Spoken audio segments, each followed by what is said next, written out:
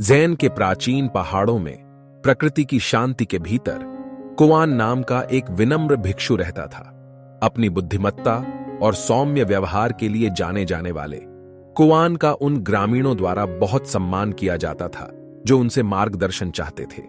लोग उनसे सलाह लेने और उनकी उपस्थिति का आनंद लेने के लिए दूर दूर तक यात्रा करते थे, क्योंकि उनका मानना था कि उनकी आभा में गहन ज्ञान को खोलने की कुंजी है। एक दिन हारुकी नाम का एक युवा प्रशिक्षु भिक्षु कुआन से सीखने के लिए उत्सुक होकर मठ में पहुंचा। हारुकी महत्वाकांक्षा और मान्यता की इच्छा से भरा था। वह दूसरों का सम्मान और प्रशंसा पाने के लिए तरसता था।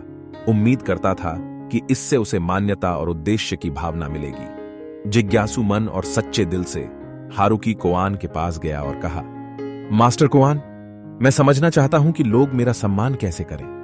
कृपया मुझे तरीके सिखाएं। कुआन धीरे से मुस्कुराया। उसकी आंखें दयालुता से चमक रही थीं।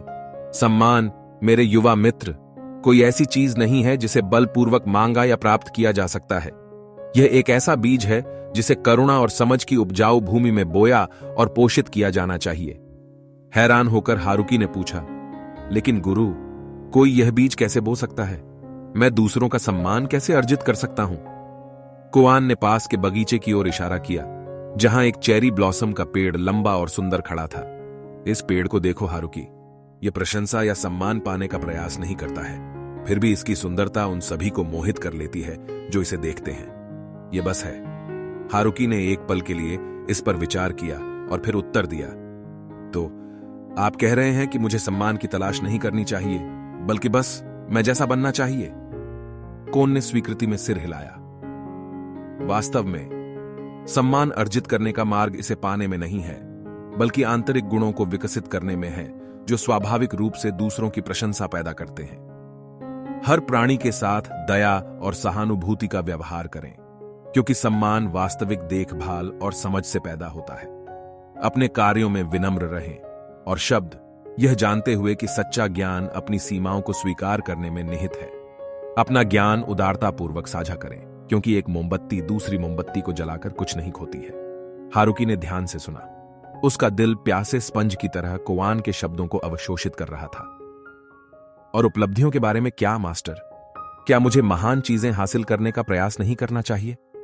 कुआन की मुस्कान गहरी हो गई। उसकी आंखें ज्ञान से भर गईं। उपलब्धियां तालाब की सतह पर लहरों की तरह होती हैं।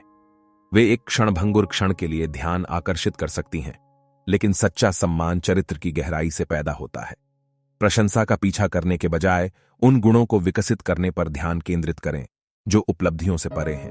किसी के सामने धैर्य दिखाएं, विपरीत परिस्थिति, चुनौतियों के बीच लचीलापन और हर कार्य में ईमानदारी।